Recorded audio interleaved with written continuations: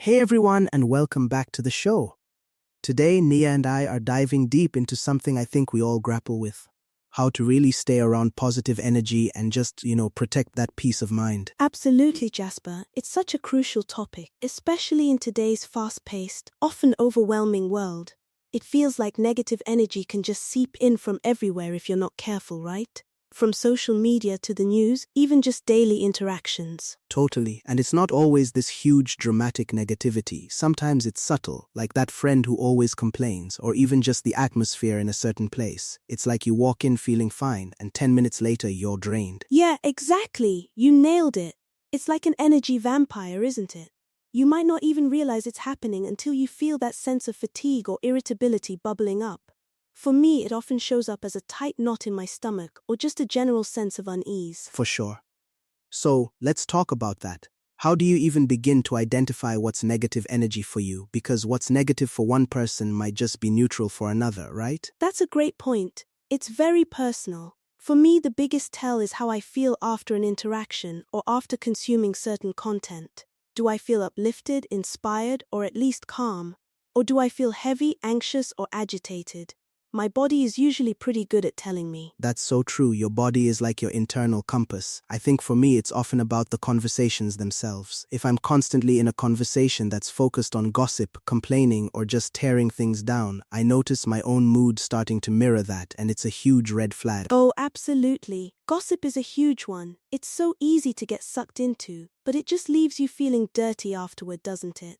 It's like you're participating in something that doesn't align with your values, and that dissonance can really chip away at your inner peace. Definitely. So, once we've identified these sources, the next step, which is often the hardest, is how do we distance ourselves or protect our energy? Because sometimes it's not a person you can just cut out of your life, like a family member or a colleague. Exactly. Boundaries, Jasper. It all comes back to boundaries. And they don't have to be these huge dramatic pronouncements. Sometimes it's as simple as saying, I'm not comfortable talking about that, or changing the subject, or even limiting your time with certain people. Yeah, like that friend who only calls when they need to vent. You can still be a good friend, but maybe you only pick up every other time, or you gently steer the conversation towards solutions instead of just problems. It's about being intentional with your time and emotional bandwidth. And it's about recognizing that you're not responsible for fixing everyone else's problems. You can offer support and empathy, but you can't carry their burdens. That's a lesson I had to learn the hard way, honestly. My peace of mind suffered a lot when I used to try and be everyone's therapist. Oh, I hear that. Totally resonate. You end up feeling depleted, and then you have nothing left for yourself or for the people who actually bring you joy. It's a lose-lose situation. So, beyond people, what about environments, like a cluttered space or even just the news cycle? Oh my gosh, environments are huge. I truly believe our external environment reflects our internal state, and vice versa. A cluttered home can absolutely lead to a cluttered mind. So, decluttering, organizing, making your space feel calm and intentional, that's a big one for me. I can relate. My desk, for example. When it's messy, my thoughts feel messy. And the news cycle? That's a minefield of negative energy. I've had to be really strict with myself about how and when I consume news. No news before breakfast, for example. It sets the tone for the whole day. That's a fantastic rule, Jasper. I do something similar. I try to get my morning routine in, meditation, some gentle movement, a good cup of tea, before I even glance at my phone or any headlines. It creates this buffer of calm that makes me more resilient to whatever the day throws at me. Resilience, that's the word. It's not about avoiding all negativity, because that's impossible. Life happens. It's about building your capacity to process it without letting it consume your inner peace. So, what about actively cultivating positive energy? What are your go-tos? Oh, so many. First and foremost for me is spending time in nature. Even just a walk around the block, noticing the trees, the sky. It's incredibly grounding, and then intentionally connecting with people who uplift me. Those friends who make you laugh until your stomach hurts, or who inspire you to be better. Yes, uplifting people are key, and it's funny how when you start being intentional about who you spend your time with, you naturally attract more of those positive connections. It's like energy attracts like energy. For me, music is a huge source of positive energy. A good playlist can completely shift my mood. Music is magic, isn't it?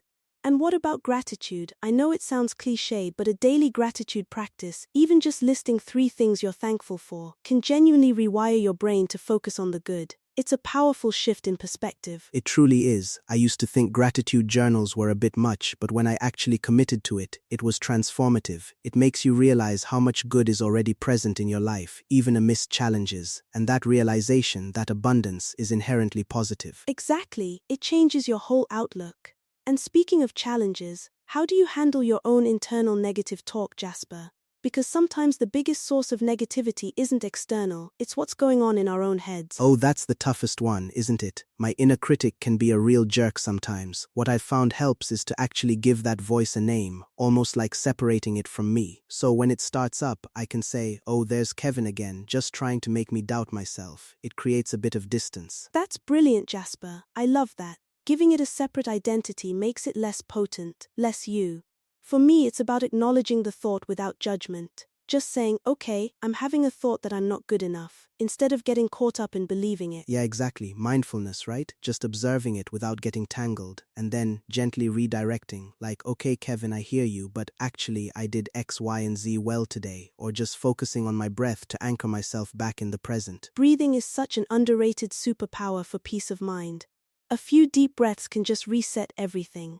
It's incredible how quickly it can shift your internal state.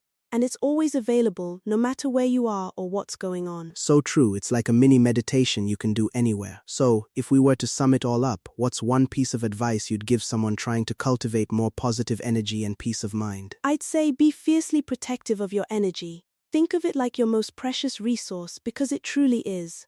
Who you allow into your space, what content you consume, where you spend your time, all of it impacts your energetic state.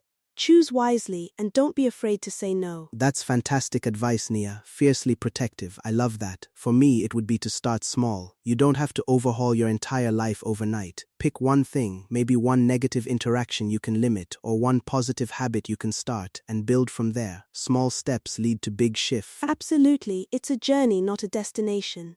And the more you practice, the easier it becomes to recognize and choose what truly serves your highest good and your peace of mind.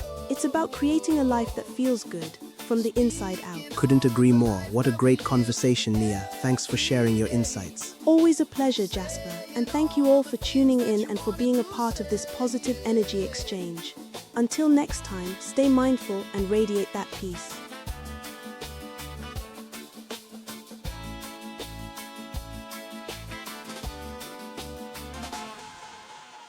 Discuss the pressure of the world's heavyweight, finding love and laughter in a crazy modern state.